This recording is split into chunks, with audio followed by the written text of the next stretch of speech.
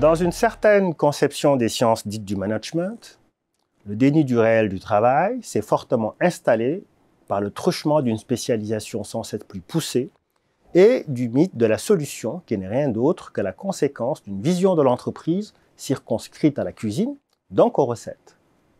Ce n'est donc pas pour rien que des auteurs importants dans ce domaine, comme Barley et Kunda, appelaient de leur vœu il y a plus de 20 ans au retour du travail. Il n'est donc pas étonnant qu'une telle discipline produise des résultats, mais à quel prix? Dans les années 70, Henri Hartog, ancien patron et penseur, qualifiait cette discipline dans son ouvrage « Ces princes du management » de philosophie inspirée par la conjoncture.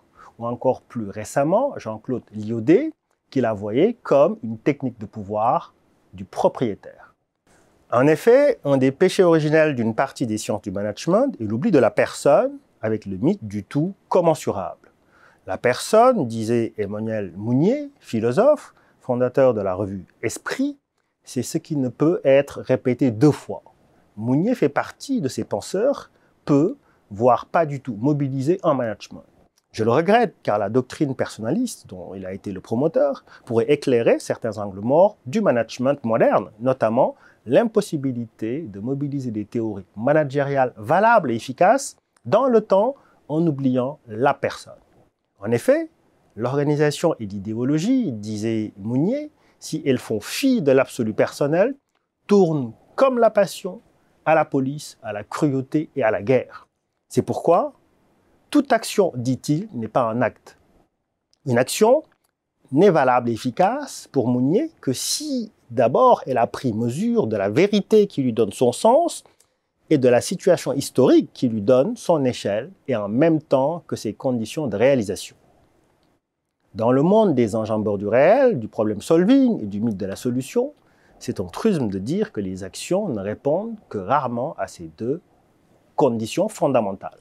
C'est d'ailleurs pour cela que Georges Canguilhem, préfaçant l'ouvrage issu de la thèse de Yves Schwartz, nous mettait en garde, je cite, « Lorsqu'on entre dans le travail par la seule technicité, on n'a plus d'autre choix que de parler des hommes par les choses. Parler aux hommes par les choses, c'est penser que l'entreprise est simplement un ensemble de problèmes à résoudre et que les outils de gestion peuvent tout.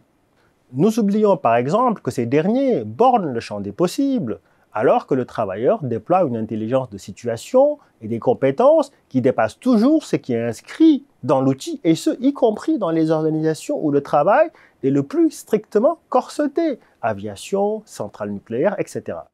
Ce dépassement a été analysé de longue date par les ergonomes, notamment comme l'écart fondamental entre travail prescrit par les outils, ici, et travail réel.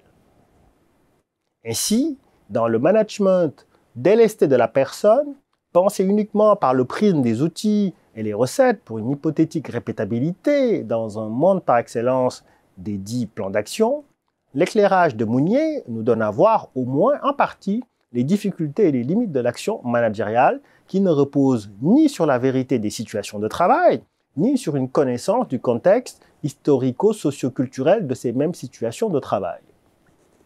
On comprend donc aisément pourquoi des actions basées sur des théories managériales hors sol, qui nient le pouvoir d'agir de la personne et le caractère essentiel du contexte, sont souvent catastrophiques, non seulement sur le plan humain, avec les maux du travail et l'impact négatif sur la performance économique, mais aussi sur le plan sociétal.